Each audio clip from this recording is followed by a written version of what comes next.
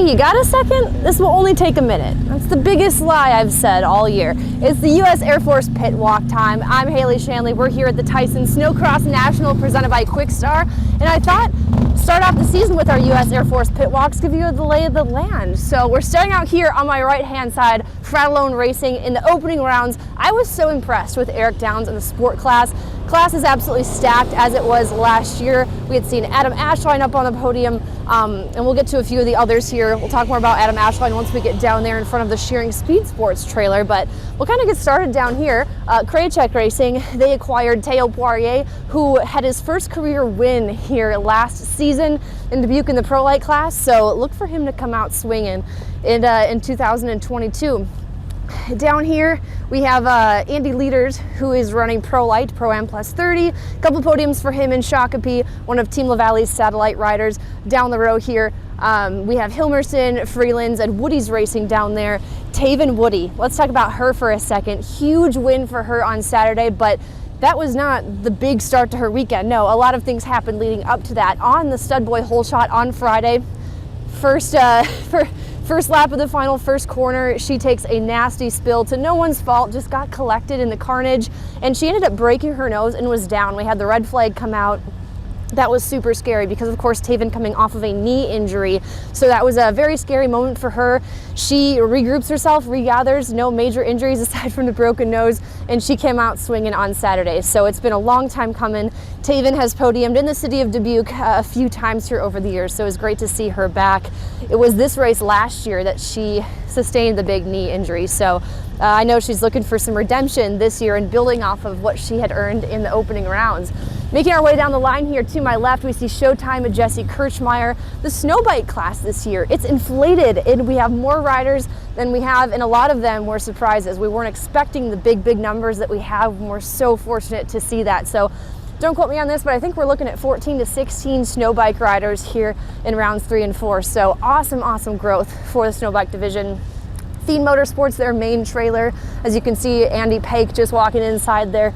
This is not all of the riders. This is a handful. Marcus Ogamar is out of this trailer among the others. Elias Ischael, your 3-time champion, he is down at the end.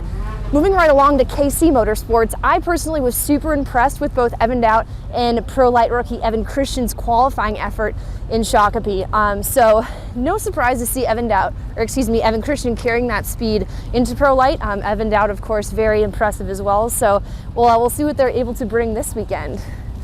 Who do we have here? We have Wyatt Onstead here in the All Finish Racing. This is their practice trailer. This is Wyatt Onstead's trailer here at the national events. Hemmer Motorsports, just beyond KC Motorsports, Nicholas Lorenz. Some people, in their opinion, he was a question mark coming into the season, changing teams now with Hemmer Motorsports Polaris, and he said this is a fresh start. He looked bad fast on Saturday at Shakopee, but he had said, the team had said that the clutching was not down just yet. So they had a lot of work to do getting that clutching dialed in for the Dubuque. And as far as practice goes, Nick, his performance was there last weekend, but what he had been focusing on in practice was mostly just sprints. Next to him, Travis Muller, back this year, running most of the 2022 tour. Just beyond him is Warner Racing. Jordan Lebel, can't say enough about the guy. I had some really great conversations with Jordan Lebel and the Lebel family. Back in November, I was so fortunate enough to go and visit the family up at their cabin and practice track, and I will die on this hill when I say that Jordan Lebel is the next big thing. Ski-Doo knows it. Everyone who supports him and knows the guy has full confidence in him. So he really he made a big comeback, coming back from injury last year with back-to-back first place finishes. His teammate, of course, Francis Pelletier, and just beyond Warner Racing, Hayden is at All Finish Racing. They didn't have quite the results that I know that their riders, all 3 of them, are capable of. Jacob Yerk had said, we have some work to do. We have something to build on. So look for that from Team All Finish Racing. Just beyond them, Team 1-3 Motorsports. We talked a lot about them in the off season, one of the new teams to come forth in 2022. So Lincoln Lemieux, again, another rider who didn't have the results to many people's surprise and chagrin. Number one, did not come away with the opening round win. He has won the opening round a number of times, but Lincoln Lemieux, I have lost no confidence in him. So looking forward to seeing what he can do in rounds 3 and 4. Coutu Motorsports. Up next is Cole Coutu, So in the FloRacing fan-driven power rankings, I believe Cole found himself with a top 5 finish after week 1. So really impressive stuff coming from Cole. Of course, his teammate Travis Kern is a rookie to the pro ranks this season. And Shearing Speed Sports here, getting towards the front section of the pits. A lot going on here. Shearing, how impressive is this entire crew? Hunter Patnold, hole shot Hunter in the opening round, had a beautiful stud boy hole shot, was able to come away with a very strong second place finish. Hunter Patnold, of course, his sights set on that first career pro win, his second year in the pro class, you know it's coming. Devastation for him the next night. Terrible, terrible crash. He ended up coming away with internal bleeding in bruised lungs, which some people say is more painful than collapsed lungs. Very scary situation, but to a lot of people's surprise, he's out here this weekend, and he's not just lining up for starts, ladies and gentlemen. His plan is to race, but he's taking it easy. He's still kind of short on breath. He said, I was talking to him yesterday, he's concerned about how long he is going to be able to keep up the pace in the race and, you know, not lose breath, not lose it. So we've been thinking and praying for Hunter Patnold and his recovery this past week. And Logan Christian, his teammate, new to the team this year, he was our #1 qualifier, aced his heat races, the qualifying rounds on Saturday, round 2 at Shakopee. So Logan, he didn't have too many hours on the sled prior to the opening rounds. What did you say? I think 4 days. He again did fight a collarbone injury, so that really cut into his preseason practice time. So he has been hard at work on the practice sled this week, and I think that, you know, the improvement we had seen from him from round 1 to round 2 was very impressive. He just says he really needs to turn it on for the finals. So Logan Christian, watch for him. And again, Adam Ashline, he is leading the sport points, and he's definitely going to be a championship contender. So it's really great to see Adam Ashline picked up by Shearing Speed Sports Skidoo. And just to their right, this is the second Theme Motorsports trailer. This one is Elias Ischael, parked here at the front. Of course, he is your champion points leader. So this one's his. You may, I don't want to say you recognize the trailer, but that one was actually one of Warner Racing's trailers previously. Adam Runheim used to pit out of that one. Let's take a look back here and explore this section. We're walking and talking. This one, Judnick Motorsports, just to my right.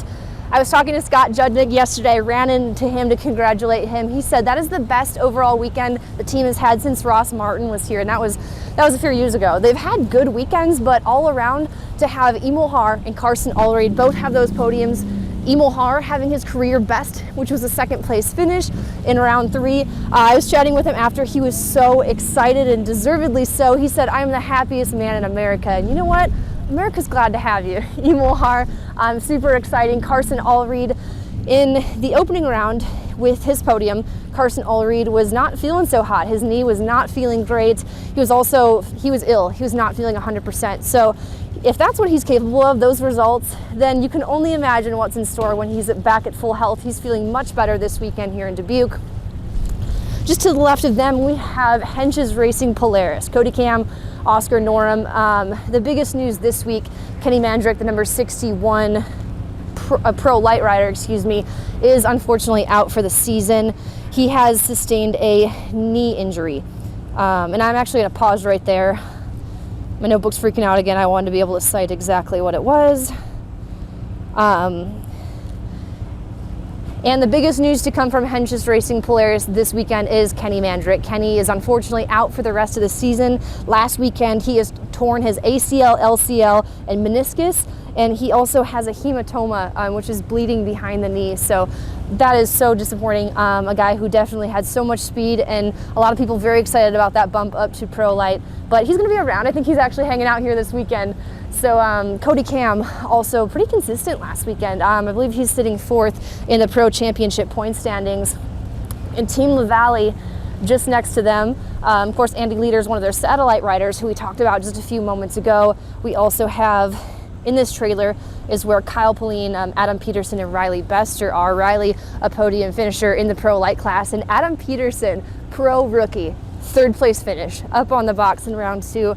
Super impressive run for all of those riders, and so far this season the stage is setting for Team LaValle to once again have another phenomenal year.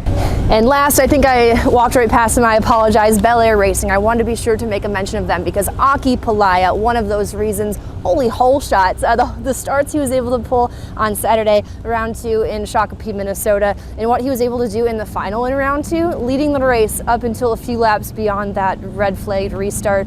You love to see that. And a guy like Aki, who's been signed for the first 2 weekends, so he is confirmed to be here through this weekend, and after that, that's all we know so far. So hopefully it goes well. Hopefully they're able to re-sign him for the season, because I was really impressed with Aki. And also with Bel Air Racing is, of course, Maylene Coutu. Maylene had been involved in a bad crash in round 2 in Shakopee, and no major injury. Everyone was really concerned about her re-injuring a knee. That didn't happen. Her knee brace got absolutely destroyed, so you can only imagine what would have been happened if she hadn't been wearing it. But she is just badly bruised, but she is lining up. She's not taking any time off. The girl is tough as nails. And Lucas Johansson, who is that guy? You know him from the performance he put forth in the opening rounds. We're going to try and catch up with him, get to know him a little bit better, but he is one of our Pro Light rookies this year, of course, with Bel Air Racing's Kadoo. So a stout lineup from that team, and it's good to be back here in the pits for another U.S. Air Force pit walk. You can tune in all weekend long and all season long live on FloRacing. You can also catch up with pro highlights,